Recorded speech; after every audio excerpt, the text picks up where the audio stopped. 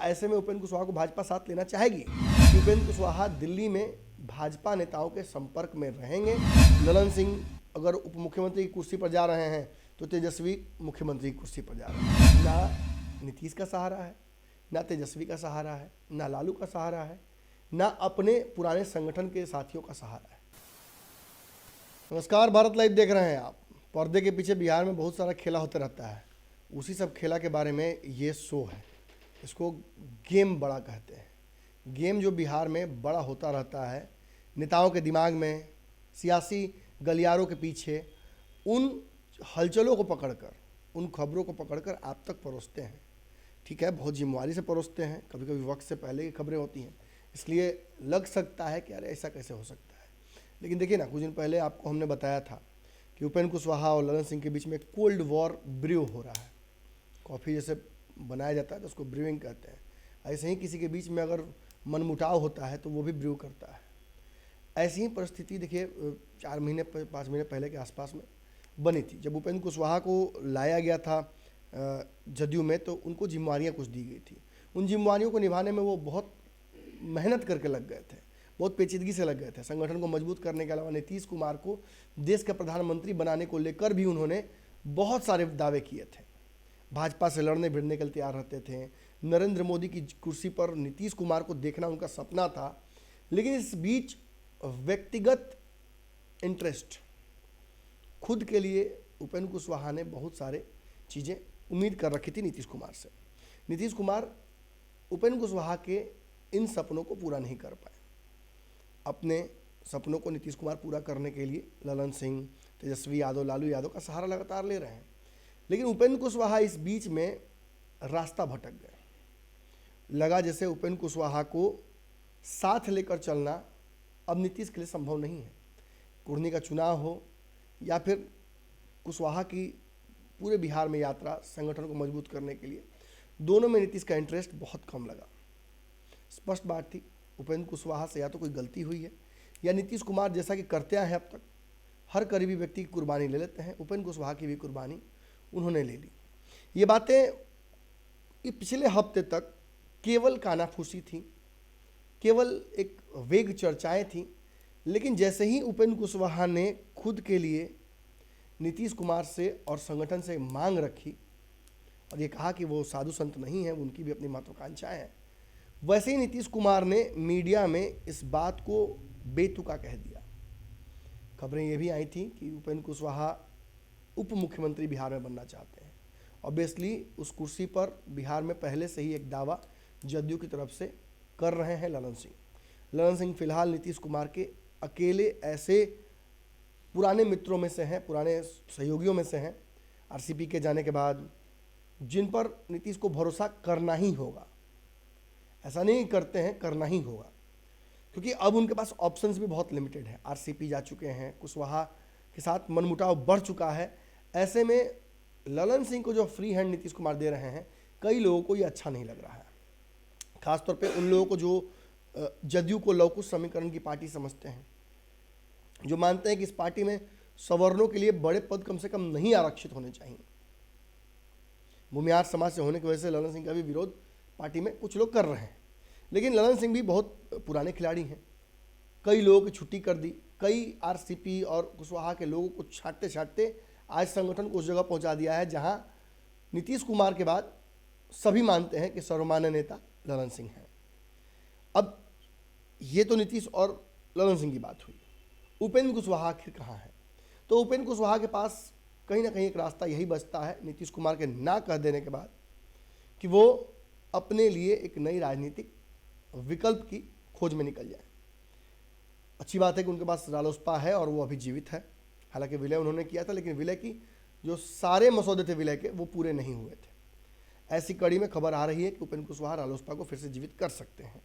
भाजपा से भी उनके रिश्तों को सुधारने की बातें लगातार सामने आ रही हैं।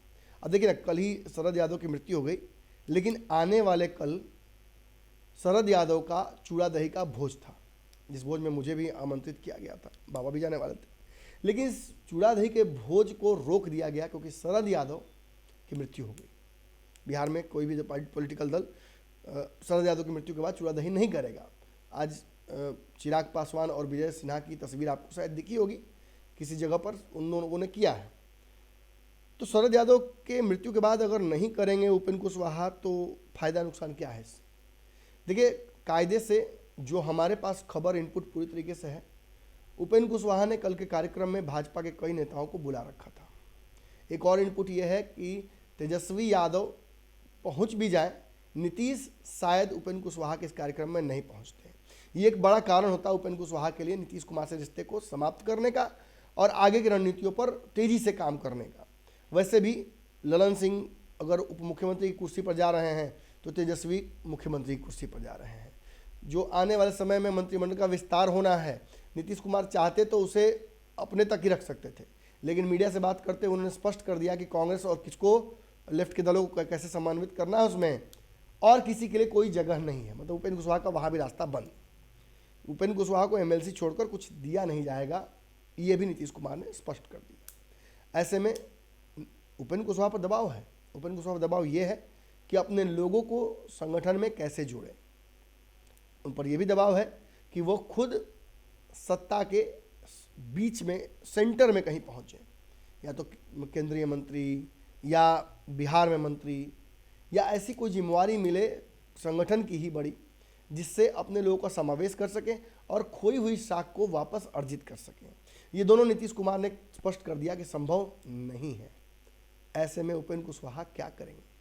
देखिए, उपेंद्र कुशवाहा ने एक बढ़िया काम कर दिया है।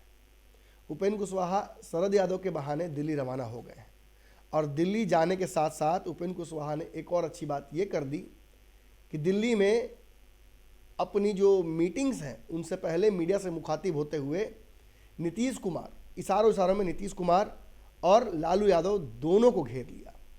निश्चित तौर पर यह इशारा है कि अब किस तरफ जाने वाले हैं उपेंद्र कुशवाहा।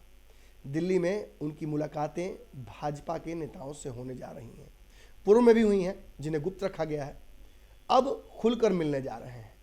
चूड़ादही के बहाने एक मैसेज नीतीश कुमार को देके आखिरी एक कहा जा सकता है कि इशारा नीतीश को दिया जा सकता था, लेकिन तकदीर को जो मंजूर।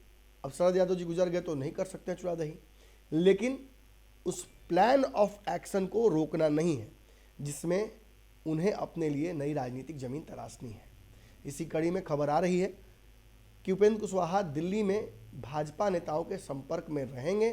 शरद यादव के पार्थिव शरीर को दर्शन करने के बाद, पुष्प अर्पित करने के बाद वो सीधे तौर पर भाजपा नेताओं से बातचीत करेंगे और आगे चल के बिहार में एनडीए का हिस्सा वो कैसे बन सकते हैं। खासतौर पर तब जब चर्चाएं हो रही कि नीतीश भी वापस आ सकते हैं, मांझी जी हैं, कहीं ना कहीं मुकेश सहनी है, 40 सीटें हैं, 35 सीट पर भाजपा अकेले चुनाव लड़ना चाहती है, कितना स्पेस बच पा रहा है बाकी दलों के लिए। चिराग पासवान खुद अभी वेटिंग में हैं, आरसीपी सिंह वेटिंग में है।